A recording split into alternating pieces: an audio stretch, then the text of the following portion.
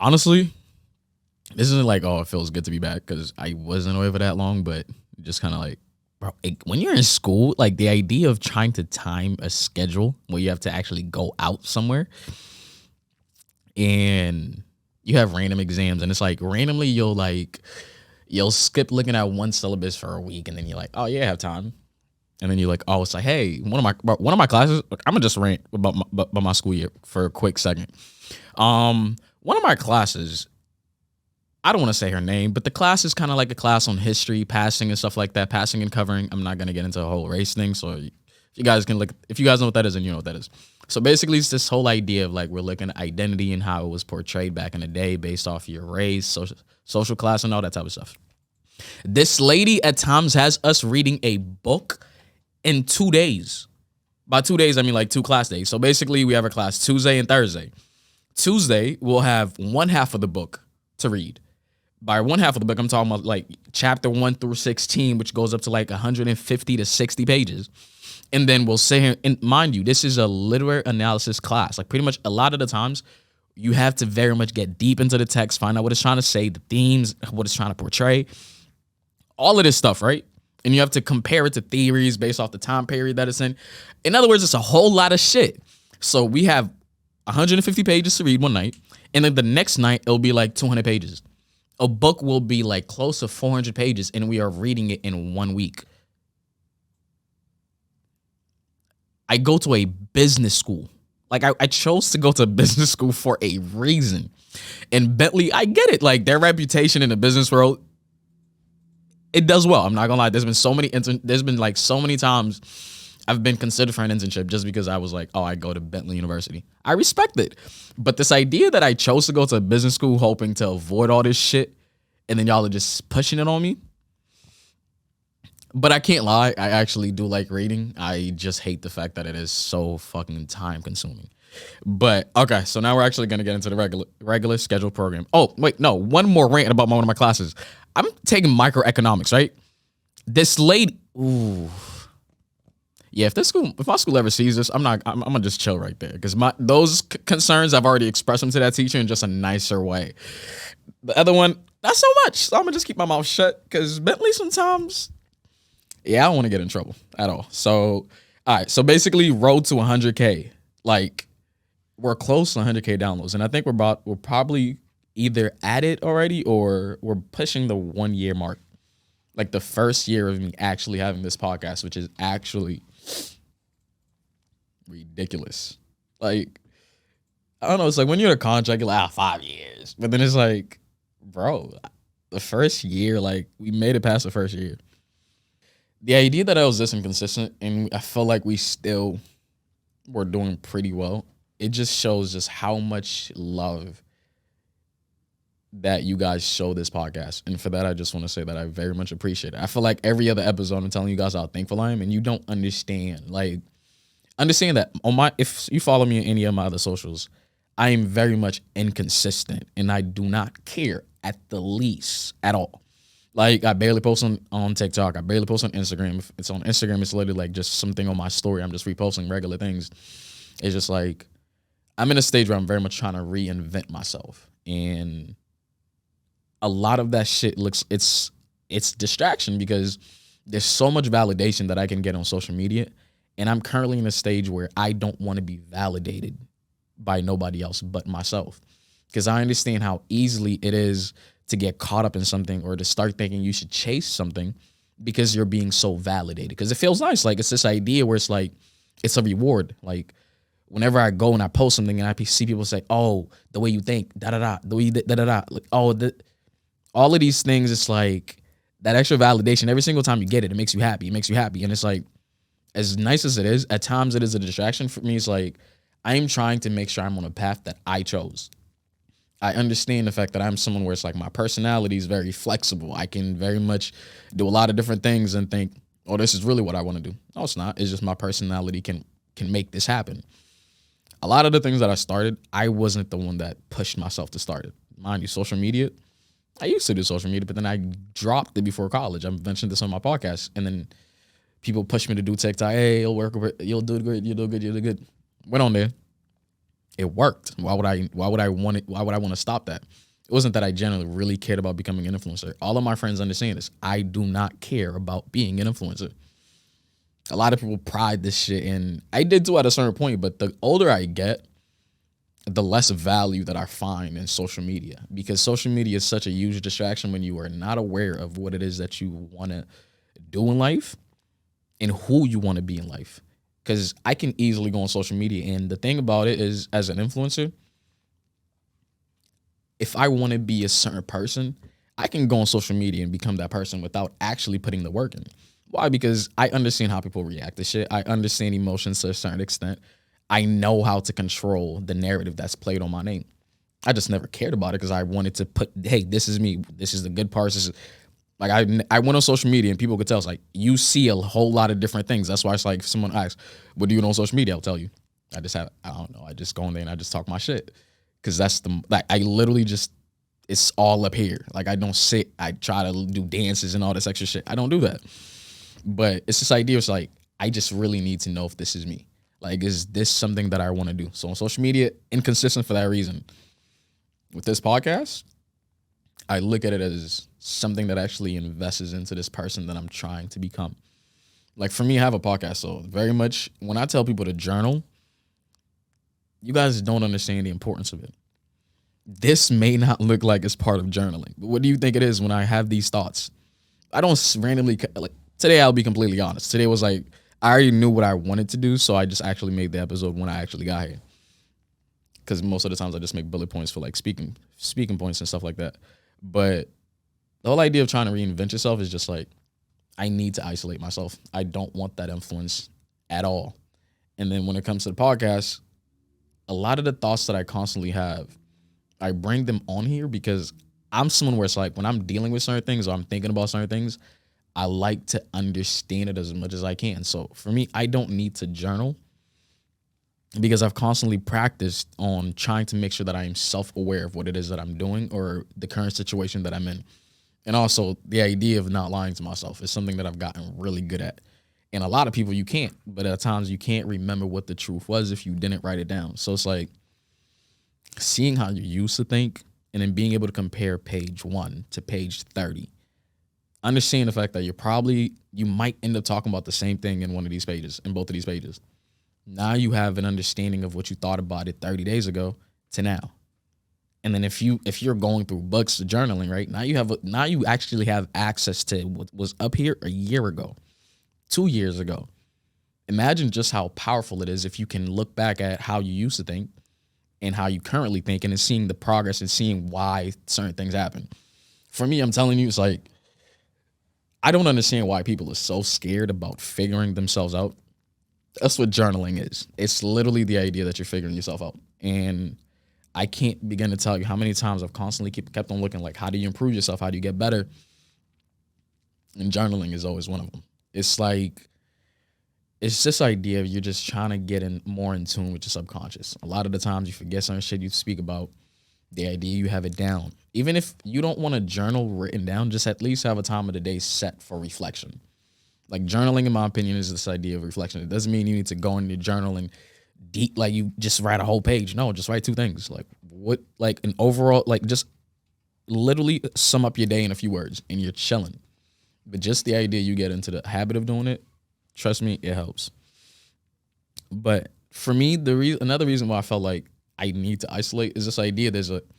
Depending on who you are, there will be a constant demand for your energy. Bro, do you understand, like, when you're trying to really work on yourself and you see the progress you can do, I'm not entertained at trying to be there for everyone because it's just like, I don't want to. Like, I used to always want to do things for people because it makes me happy.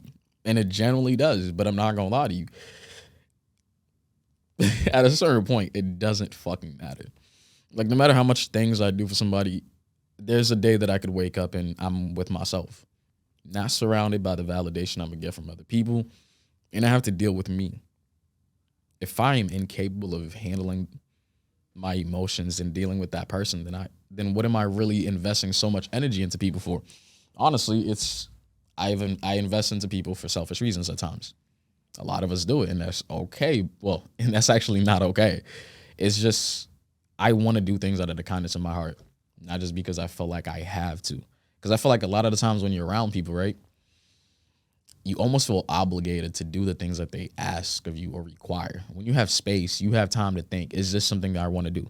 When your friend asks you for a favor and they're right next to you, you can't be like, oh, wait, hold on, give me a second. Like half the time it's like you're trying to be on the fly, like it's quick, you feel me?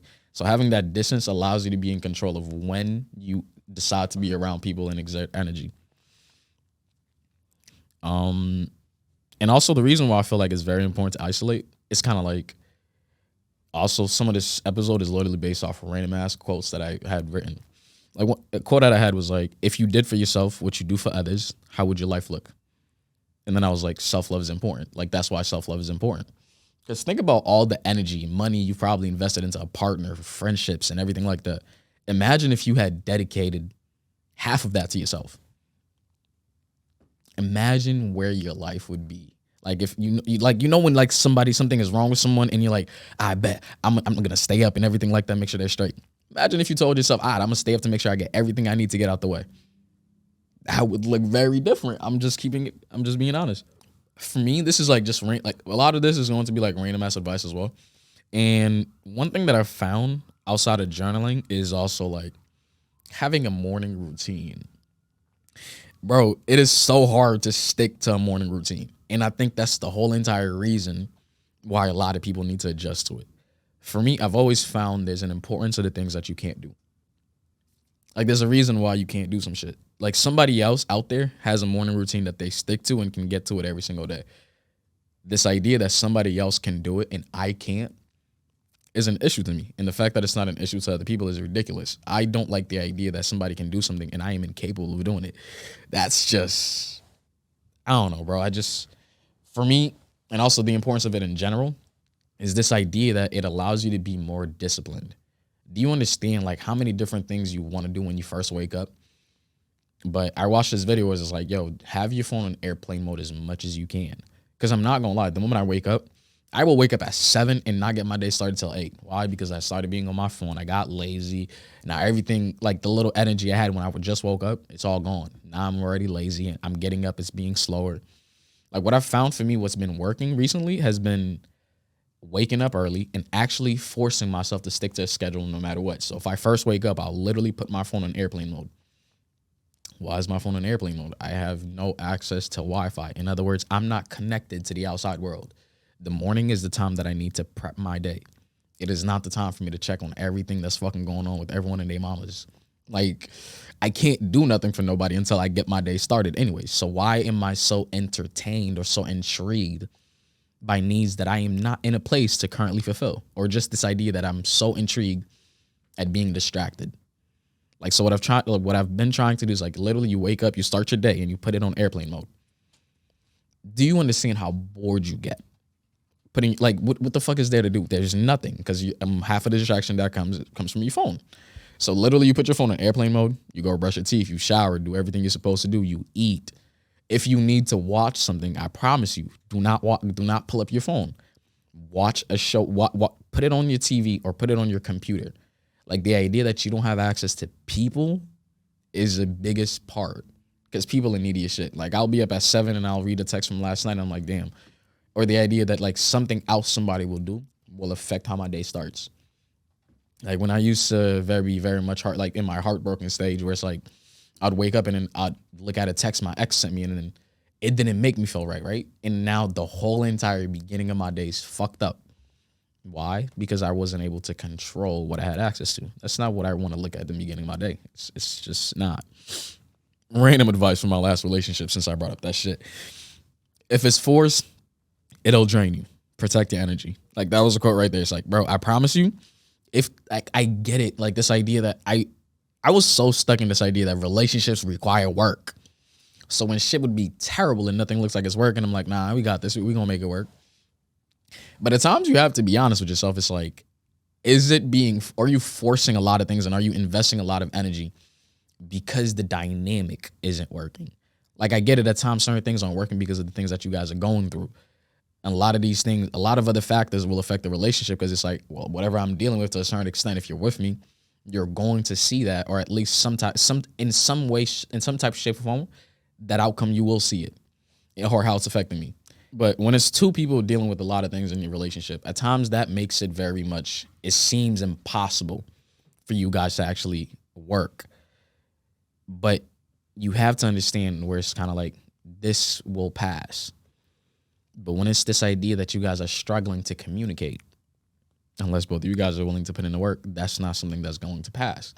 If you're very much annoyed or unimpressed with your partner's ability to constantly stay motivated and actually follow their dreams and shit, that's something they could work on. But if they don't care, then it becomes something about the dynamic that's just not going to work. When there's a lot of shit that you don't see going away and you're constantly still trying to force a relationship to work, trying to move past those things, you shouldn't be pushing past shit to try to make your relationship work. Y'all can move past it, but pushing past it is just this idea where it's like the dynamic is just not working. And that's what I'm saying. It's like, if you're forcing it because the dynamic isn't working, you're good. Just protect your energy, because you don't understand how, bro, the idea that you invest so much energy into some shit that just was never going to work in the first place. Anybody that has gone through that shit, you don't understand how you feel after, because it's like, you try to find like the good in it where it's like, oh, I love that person. We created memories and shit. But part of it is, damn, like I could have been investing this energy into me. Not because you don't like the person and you felt like they didn't deserve it, but it's just, there's a time where you knew for a fact it was going to amount to nothing and you still chose to go through with it. So for me, that's where it's kind of like, fuck. One thing that makes people very scared of working on themselves is this idea that you need so much time to yourself. And a lot of people get like, they become so scared at hurting other people's feelings or like hurting the relationships they have with other people. And the one thing I'll say to that is, no one who loves you will be incapable of understanding that you need time to work on yourself. Like, imagine someone that says they love you, right? Genuine love.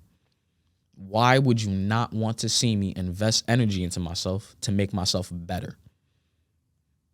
There is not a single person out there that loves you for real and then doesn't give you the space to actually work on yourself and better yourself.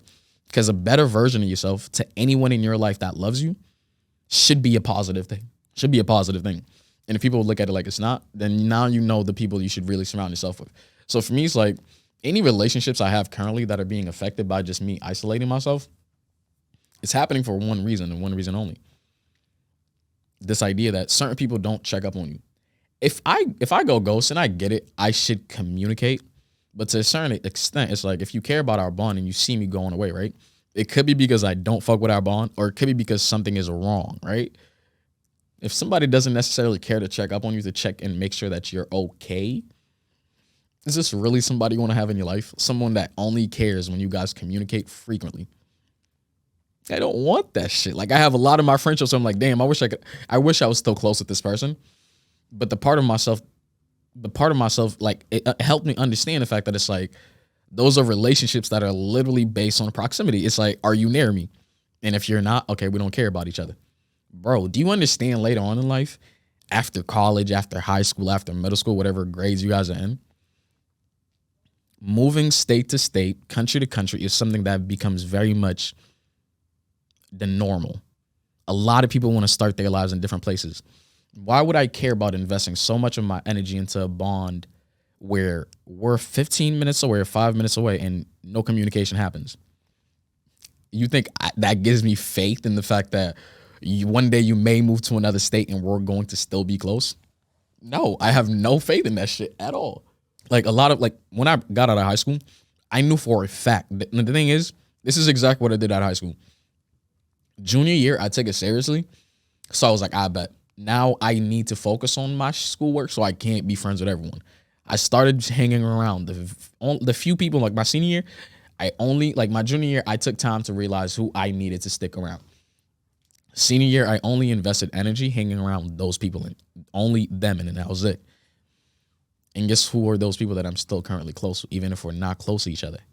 Those people that I started investing energy that I realized is like, y'all are real ones. Because a lot of times you have a lot of these relationships that you only focus on because it makes your life, because it's convenient. Let's be completely honest. It makes your life a little easier to hang around the person that's always partying. It make like if you're someone who smokes or something like that, you drink. It makes more sense for you to stay close to those people that are probably doing the exact same shit as you. Even if you know the moment school is over, you're not texting those people at all. For me, I am not in a state where I want people around me just for their convenience. I'm just not. Like, I would rather have people around me that are going to invest in me.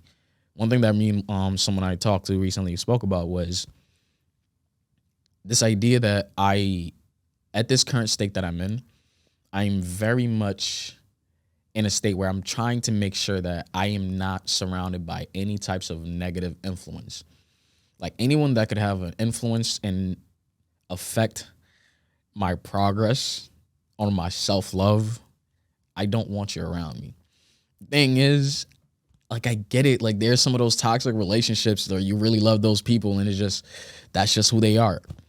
I'm not in a state where I can sit here and say, well, I'm gonna keep you around. I'm gonna keep you around even if you may fuck up the person that I may want to become in the future. That's just who you are.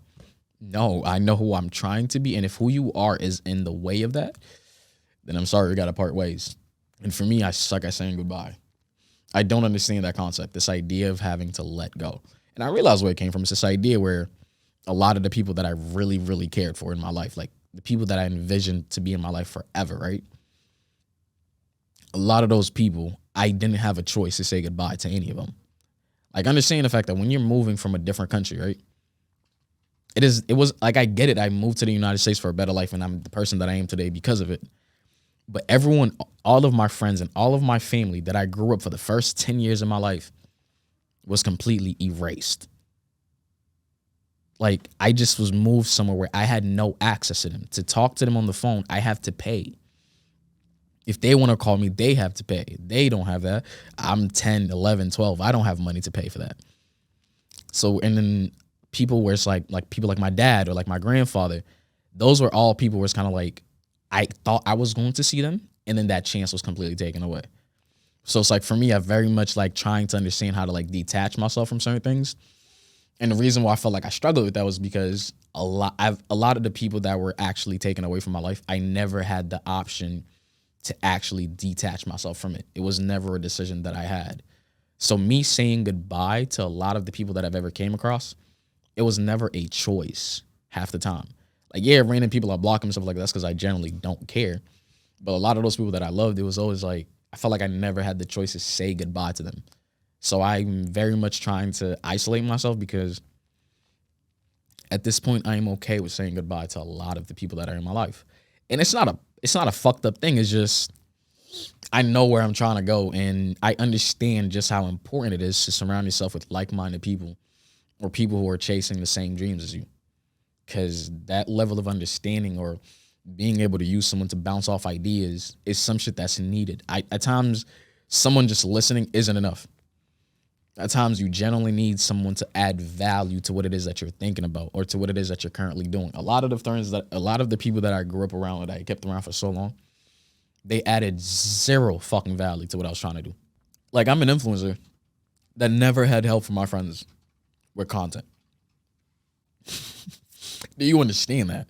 Like, a lot of people may not because, doing influencer shit, but a lot of influencers in general have to collab to constantly keep their shit up, right? I didn't do collabs because in Boston, there wasn't a lot of people who did this shit. And this idea that I was surrounded, I had so many friends. Like, I have so many people around me. But the things that I wanted to do and actually invest myself into doing, they could not invest anything into that. Why? Is it a fucked up thing? Not really. They don't share that passion. I kept them around for a reason.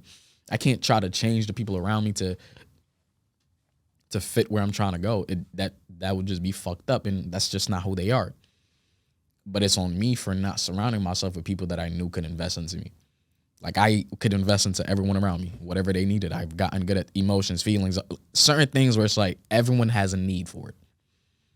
And then the things that I do need, not everyone's intrigued by or like interested in those things. So it's kind of like I was surrounded with people that I had a lot to offer to that had very little to offer in return.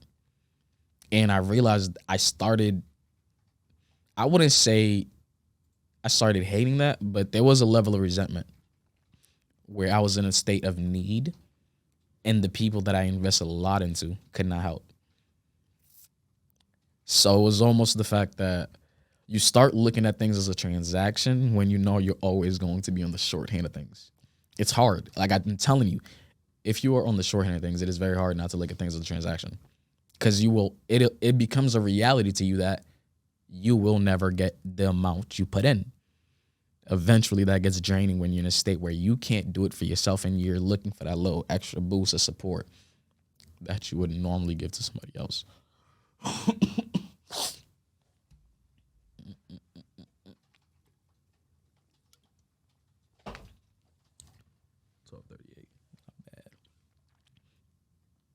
Not bad. Okay. So basically, I'm going to sum all of this up. For me, it's like I'll just say the reason why I'm gonna say pretty much say the reason why I find all these things important to me and why I've been currently like learning these things. The reason why I isolate myself. This is just me summing everything up before I go into like two random little story times. The reason why I isolate myself, one, I am someone that as much as I am self-aware of the things that I do become influenced by the crowd.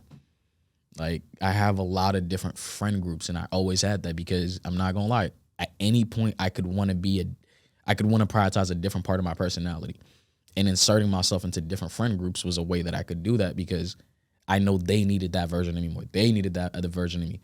So I needed to isolate myself so I can focus on who is it that you want to be without the influence of anybody else around you, without being validated by nobody else around you. Who is that person I look in the mirror and I'm proud to look at? When you're surrounded by people, they will be impressed by different versions of you. The ones that are real will accept the version of you that you're most proud of. But it's up to you to figure out who that is, because a lot of people won't accept it, or they will not. They'll miss the old you. But you have to understand it's like you put that improvement into yourself for a reason. And this idea of not draining your energy as you're trying to work on who you are. For me, I have to go to the gym. I have to do this. I have to do that. If I'm constantly thinking about other people's needs, then I currently place my needs back and I start thinking about that person. You cannot, if you can't work on yourself and you're still in a state where you're putting other people's needs above you. This idea that the reason why you should work on yourself is because you should notice how important it is to invest into yourself. If you notice that it's that important, take space away from all the people that you have to invest into. For me, the reason why I did it was because my family is a family that is very needy, and I need them to respect my boundaries. You can't make people respect your boundaries until you understand them, until you understand why you need them. I'm in a state where I understand why I need them. But to understand how I should properly set it, or which boundaries I need to make sure is placed and people respect them, I need to take time to myself and really sit there and think, when have I been upset, or when did I feel a little, what the fuck, about a situation where I had to invest energy or where I had to do something. There's so many times where if you're constantly surrounded by people, you don't constantly want to talk about every little thing somebody does because it becomes annoying. So take that time to yourself and understand all of those things. And then once you get to a place where you can set all these boundaries, then you go and invest your energy into people. You start being around other people. But now you understand how to not put yourself at risk. For me, that's the biggest part. I don't want to put myself at risk by constantly investing energy in people and then crashing out because I don't have enough energy for myself. Because the thing about being someone who invests in people, people don't expect you to need to be filled. Since you're so good at investing into them, they think you clearly can do that shit for yourself. So that's why it's like the friend that's always making people smile, it tends to be like that. They will be the person people check on the least. Why? Because they think you're constantly happy. A lot of people don't understand the fact that you don't want whatever is happening to you to affect other people. You're someone where people can come to you with that and they think, oh, it's easy for you to leverage. It's not an easy thing to deal with when you're constantly dealing with everyone's fucking problems. It is not an easy thing to deal with. Even me, I do it and I'm like, oh yeah, I can do this shit. But at a certain point, when you're really in a space where you need to focus on yourself, or like some shit is going wrong, you will see just how much people needing you bothers you. And that's the thing. I didn't want to be bothered by what I wanted to do for my friends. So part of it was also me making sure like I became a lot more genuine with the things that I did. I didn't want to please people. I think I got like a few quote on pleasing, right? So basically part of like the reason why I think I very much need to set boundaries is because I do not want to keep on pleasing people. And when you are not very much strict or very set on the things that you are willing to allow and not allow, you will see you will get a little nudge from a lot of people. A lot of people may think they have access to overstep that boundary because y'all are close. No, my boundaries is set for everyone. That's just what I want people to respect. It doesn't matter if we're family, doesn't matter if we're close. It for sure also doesn't matter if we're in a relationship. This is a boundary that I have and you need to respect it. If you can't respect that, then I will respect you by stepping away from the relationship because it's not something that I'm going to invest myself into. It's just not. You can't, if someone can't respect what you need, fuck them. But yeah, the quote that I was saying on like the people pleasers, like, do not worry about pleasing people. Please yourself by surrounding yourself with people you don't need to please. I'm gonna say that one more time. Don't worry about pleasing people. Please yourself by surrounding yourself with people you don't need to please. I have a lot of different friend groups, so I can very much tell you I know this. There are certain friend groups where I'm in and I am happy the whole entire time. Why? Because they don't need anything from me. Me being my best self is what makes the group vibe. It's like when you're top, like it's like those friends where it's just like when you have a lot of energy, there's no one bringing you down. There's no one that you need to kind of like assist. Or, you know, like maybe there may be someone who's like a little introverted. You gotta give them a little nudge, but it's like the vibes are reciprocated instead of me needing to invest. And then there are other friend groups. I'm like, if I'm around him and anything happens in his life, he's going to want to tell me about it. There's nothing wrong with having those type of friends, but you just need to know when to allow certain people to have access to you. If I know I'm going through some shit and I don't want to hear about somebody's problems, I am not going to go around my friend that tells me about every single thing he deals with, or one of my friends that are girls that tells me everything she's dealing with. Anytime she has an issue with guys, she needs my point of like my guy mindset, like a point of view from a guy. Bro, those people, if I'm dealing with some shit, I don't want to be around them. Respectfully, like I love you and all of that, but I don't have that energy to give. So for me, I'm in a state where my self-development is very much focused on not pleasing people, making sure I understand the boundaries that need to be set, understanding them, and then making sure I hold people to those boundaries, making sure that people respect my boundaries. For someone who's a people pleaser, I promise you work on these things. It will help. It will be hell because you will feel so bad about, you don't understand how much how bad I feel. But I literally was on a phone call with my brother and I was like, I am trying to make my life work and I'm trying to figure this shit out. Anything that has to do with the family, that has to do, I made certain references to certain things that I did not want to be contacted for. Like if it's some bullshit with this, and that, please do not hit me up. I don't want to fucking hear about it. Like I'll be completely honest. I love you guys. But if it's some bullshit shit like that, I don't want to hear about it. And both of my brothers respected that. But before, it would have been something I was never able to do. Because why? I want to be there for them. But you shouldn't but how close someone is to you shouldn't be a gateway for them to overstep your boundaries. And I think being in a household where it's very much a traditional version of love, it's this idea that you're supposed to love somebody no matter what. No, the fuck you're not supposed to. I can have love for you, but at a certain point, I need to understand if the love you have for me is toxic or if it's detrimental to who I am trying to be. And if it is, I have to keep some distance between that. And if our love can't be expressed through the distance, it is what it is. But my family was someone, like, they mean a lot to me. Like, I will go through hell and back for them. And to get to the point where I can tell them, don't concern me with your needs at this time because I can't deal with it. Not gonna lie, it hurt to do it, but it felt fucking great. Bro, I love the idea that I know how to set my boundaries and I don't feel terrible for them. And even if I feel terrible, right? This is the worst part. When you start feeling terrible about placing your boundaries, do not double back. If somebody knows that they can get away with it once, they'll try the second time, they'll try the third time, and guess what? On the third time, you'll be pissed off. But you'll remember it's because you allowed it the first time, which made them do it the second time, and now you're drained on the third one. It's your fault. Okay, so this is literally, we're not gonna be like doing the little sentimental shit no more. So I'm not gonna give names. That's actually giving way too much. See, the thing is, I like talking about certain shit that happened in my life on social media, just because it's like I know you guys like to be entertained by me talking about.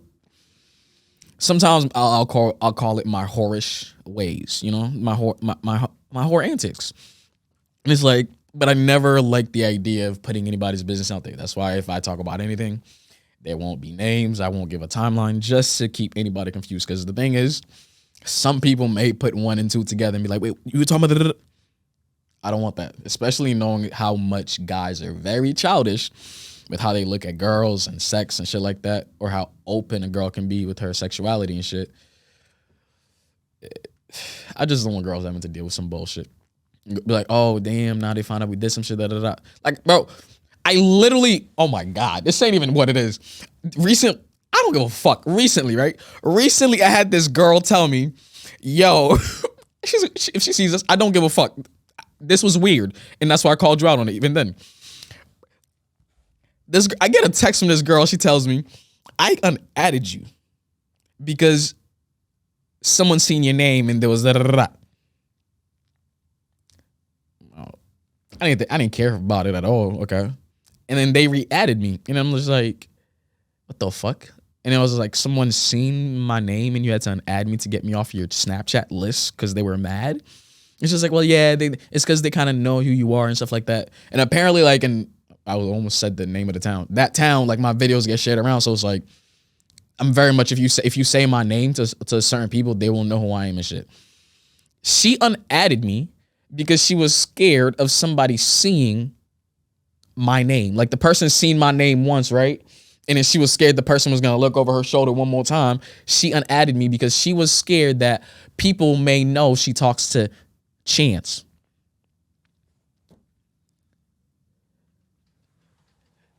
I don't fucking get that. It's like, one, it's like, I get it that she has, like, she wants her privacy to be respected, da da this, da da that. I get it. I'm not gonna sit here and make a decision for somebody, right? But for me, it's more of the idea that you are so scared of what people would say if they found out you spoke to someone. Like, for me, that's just the world we live in, to the point where it's like somebody will be scared to let someone know you talk to them without knowing anything that's going on. But you're like, damn, if they know I talk to Chance, it could only be one thing. Oh, I'm fucking on Chance. I'm just like, bro, that's mad childish. And that shit, I blocked her. Cause I made, what was it? There was like a little joke. I was like, Brody's mad just because he knows who I am, da da da. And I was like, bro, tell him like there's nothing between us. And then she was like, oh yeah, I tried to tell him you're a hoe too, but he didn't want to believe it. I was like, tell your hoes they don't gotta be mad. And she was like, I tried to tell him you're a hoe too. I looked at the comment. I knew she was playing, but I was like, you know what? I'm gonna be petty. So I blocked her on Snapchat. And then and she was like, I don't know if you took that seriously. You know, I was like, I wasn't really trying to be serious, Chance, but if you took it seriously, I'm sorry. I didn't give a fuck. But I knew if I ignored those text messages, it would look like it was serious, right? So I ignored it a few times, and I think she double texted. It's like, damn, da, da, da. She was like, oh, that's when she realized. It was like, because I didn't reply to that text, I just laughed at it. I'm like, Betty. And then when I blocked her on Snapchat, she realized it. She was like, wow, I just noticed I was deleted on Snap. I was like, and then I hit her with, I just didn't want one of your hoes getting mad again, you know? Yeah, bro, it's like, nah. The idea that you're that scared for people to find out you talk to me, why the fuck do you need to have me on social media? Like, isn't that even worse? Like, if they see me on Snapchat? Like, that shit just didn't make any sense to me. It's like, you're scared of someone finding out you talk to an influencer. But then you hit me up. If you don't want that to be known about you, then don't fucking hit me up. Like, that's just childish in my opinion. But, okay, so, right, there was a party. I'm not going to say if it was recently. It could have been in the summer. It could have been last winter. Who fucking knows? Nobody. Because I'll have some shit that happens and I want to talk about it, but I'm like, this is too hot. Like, I got to let it dial down real quick. Right? Bro, girls can have game, and I am always impressed when a girl spits game. Like, I'm one of those guys where it's like, I like to be rezzed up too. You feel me? It's like, oh, you got rezzed, talk to the shorty. Nah, I don't really want to walk up to you, bother you about your date. That's one thing I don't do. Catcalling or walking up to a girl randomly. For me, it's like, you probably deal with this shit 24/7. And it's like, I don't want to interrupt your day if you are doing something. Like, let's just say you literally have some shit to do. No matter who stops you, if you don't have the time for it, you don't want to entertain it. I'm gonna sit here and be completely honest. Rejection isn't some shit that I love, of course, but I'm okay to handle it. You know, if a girl like I've hollered at a shorty and she told me she was gay, you know. That's L. I know it wasn't on me because it's like, well, me being a guy just takes me out the equation at this point. But I also spoke to her friend. So she might have tried to lie about being gay just for that reason. Because the next day, certain things weren't adding up. But I just didn't care to find out. I'm not an FBI agent. I really don't give a fuck. You feel me? Right? So I like when girls have game because it's like, don't I deserve for you to walk up to me, you know, like say a little sound to me? I feel like I deserve that. Like I work on myself. Like now I feel like I deserve to, you know, for a girl to be me like, I want that. Not for me just be like, oh yeah, I want her. And then she looks at me out of her options. Oh yeah, well I guess, fuck that. You see me, you want me, talk your shit. So, so we get to this party. Wait, how many people were around at this time? Okay, no one that actually talks was around when this happened. So we pull up to this party and I'll keep it. I don't try to lie about what the fuck I do. We were smoking, we was drinking in the car, right? We were just pre-gaming, and then we see whoa, the friends might know. Nah, she didn't even care. She took. Yeah, we're good. We're going to this part. See, I keep on double tracking to make sure that I'm not exposing nobody's business. I respect women's privacy a lot because I know a lot of men are childish with information. But yeah, so basically, we see these girls in the corner. We're about to go to a party. We see these girls in the corner. They're just taking pictures, doing cute shit. And then my friends, they are not like me. They will catcall out their ass and not give a single fuck. For me, they don't do it in an ignorant way. So I don't really give a fuck. I'm not gonna sit around and allow them to do bullshit. It's like, your ass look fat, mama. Like, what the fuck is good with you? Like, you feel me? Like, you gotta check your own mans. It's like, nigga, this ain't normal type shit. But like, they were just catcalling, entertaining that shit. And then at one point, I got out the car, we were dancing, we were getting sturdy or whatever. And then they start walking up to where we was at. And I forgot what it was. I'm not gonna lie to you. I have very much gotten into my quiet phase. Like my cousin recently told me, it's like, yeah, you wanna know, is this quiet? Like, and I'm like, damn, you look at me as a quiet person now? I'm like, shit, I'm really improving. Cause I feel like it's like the more you don't have a lot to prove to people, the less you speak. Cause the thing is, there are times where I know I can bring something to a conversation, but I'm like, I don't feel the need to be have my intelligence be validated by anybody. So it's like, if it's not needed to be said, I'm good. Like I don't really have to say that shit. But right, so at a certain point, those girls started walking up. So I very much played a quiet friend. One, it's very good for me at this point because people know who I am to a certain extent. The idea that somebody may know who you are and they see you don't act like you're following, check mark. Like it's a good thing. It's a good thing to not be constantly talking about your clout and all this shit. I don't like doing it. And then one of the girls walked past me, was like, aren't you? And I was like, yeah. Boom. She goes to the party with all her friends and it comes back by herself to the car. So, right, nobody's around. So that's why I know I'm not giving nobody's information out. She comes back to the car and she's like, she didn't know where I was sitting or something like that. She goes to the front seat. My boy's in the front seat. And she's like, and then he starts trying he was so quick trying to resurrect. And she was like, oh, nah. Look to the back seat trying to talk to me. My man's was like, the both of them was laughing. I didn't know they were laughing for that reason until after. He was like, my friends are very much like, we're realistic. It's like, nigga, yeah, she curved the fuck out of me. Like that, it was some calm shit, but fuck it. She sits there and asks me like, you should give me your number or some shit like that. And I'm like, yeah, sure, da-da-da. And like, you know my name, right? She's like, yeah, Chance. I was like, I bet. So I typed my number in and I was like, here. She's like, no, you put it in. I didn't save my name. I didn't put my name in. I just put my number. She was like, you save it. I was like, you know my name, so you should be able to save it. And she was like, nah, she just went back. I was just like, wow, this is how we're starting. The fact that I tell you something very simple that could make me happy and you're not going to do it. That's crazy. That won her over. It was kind of like, oh, well, I do want to make you happy type shit. I was like, okay, I fuck with it. She saves my phone. And then I go back to the party. We're just vibing. Typical party shit.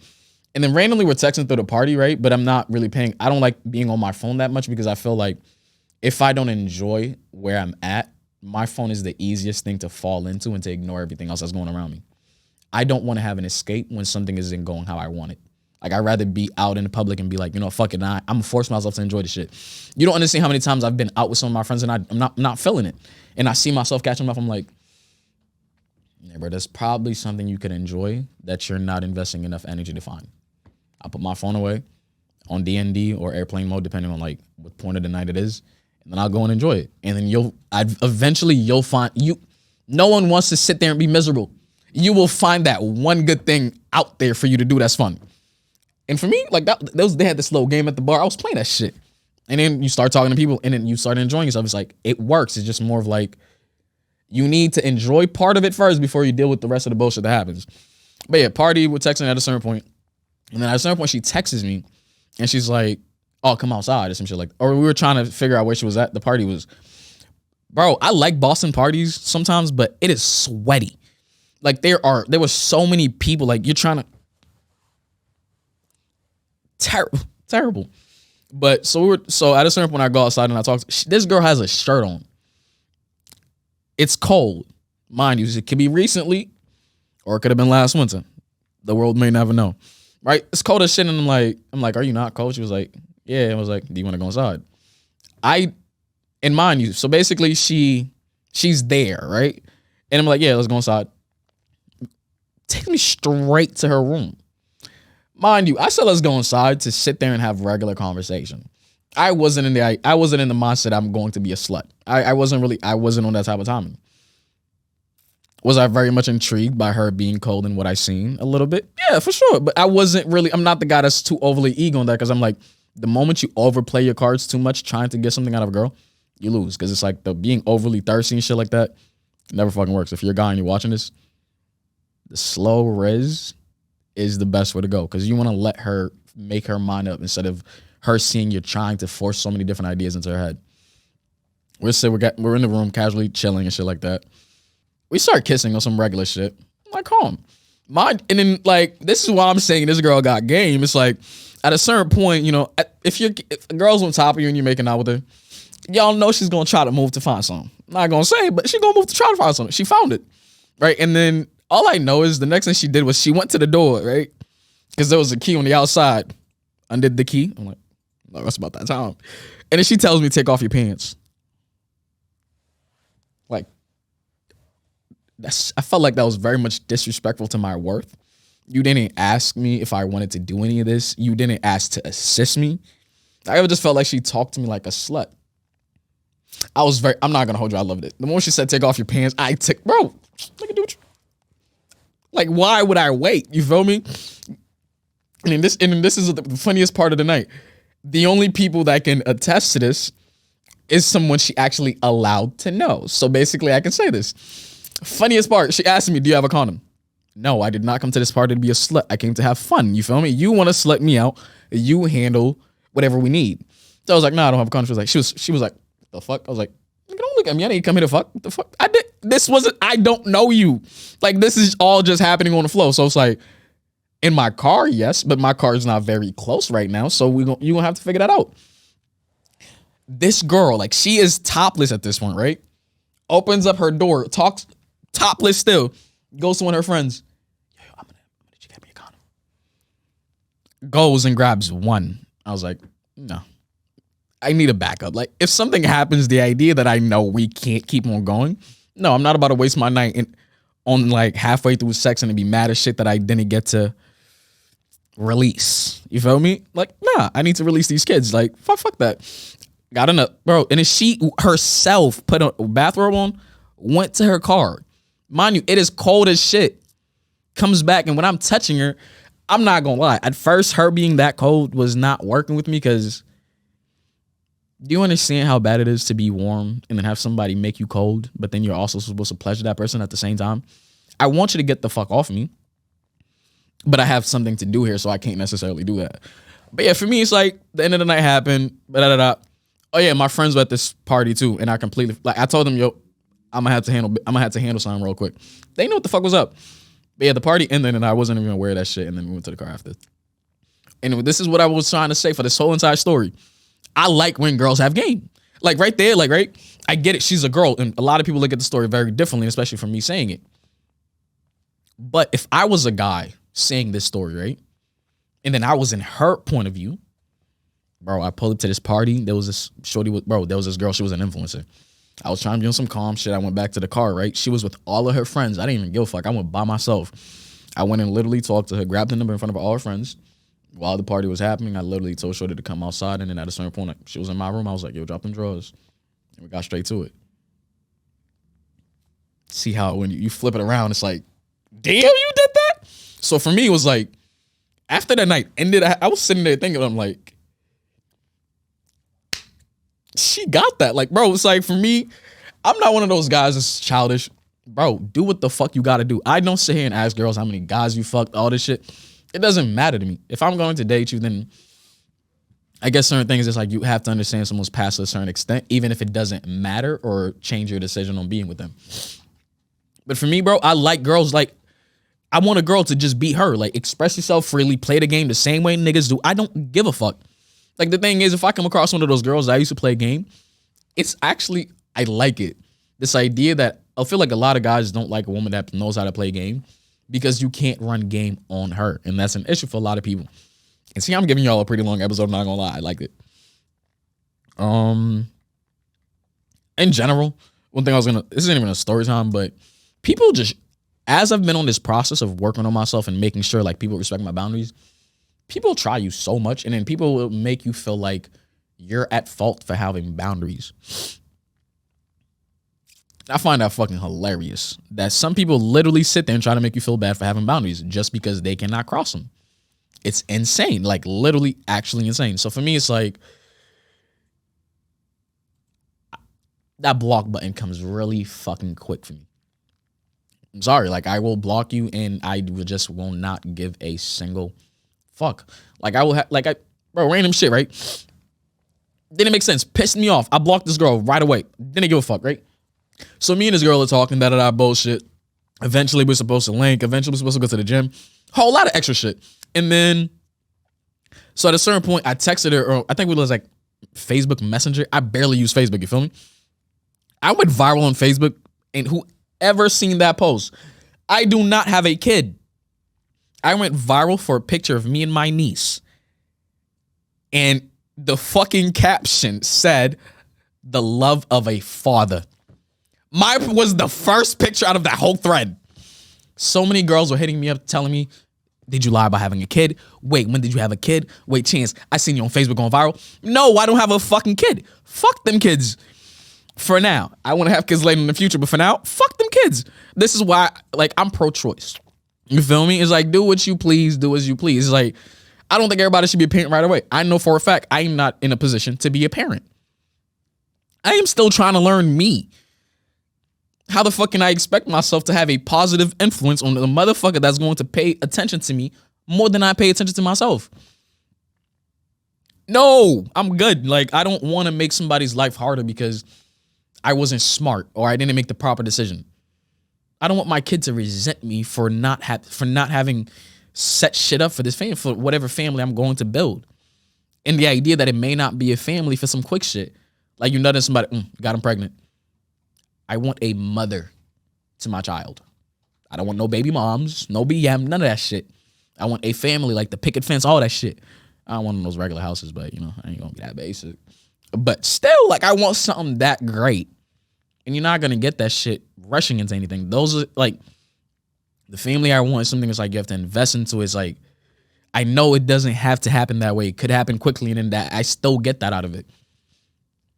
But I'm not dumb enough to not know what gives me the best probability of having that happen. And that's to focus on myself, make sure I get all those things ready. And the thing is, why would I have a kid right now? There's so much shit that having a kid requires you to know, that being an adult is really what allows you to have access to that. Bills, how to get them into school and all this extra shit. I will need to know every single one of those things before I have a kid. I will need to know how to set up savings. I will need to know how to add them to my life insurance. I will need to know how to put them into schools. I will need to know how to get them like anything that a kid would, like my baby would need. I want to be aware of that before they get into this world. I don't want this to be one of those things that I rush or learn on the go. I get it. A lot will be learned on the go, but that's the whole reason why I want to make sure I prepare myself so that way that process is as smooth as possible. You feel me? But okay, back to the Messenger story. Yeah, we're about to get an hour. Back to the girl on the Messenger. So basically, I don't use Messenger like that. I don't. I'll be completely honest. And apparently, neither does she, right? So I texted her something at a certain point. And mind you, there's energy, that. It's not off no sexual shit. Just like, oh, we can go to the gym. Cool shit. And then she leaves me on scene. And I'm like, okay. I sent something, or I laughed at her message and she sent question marks.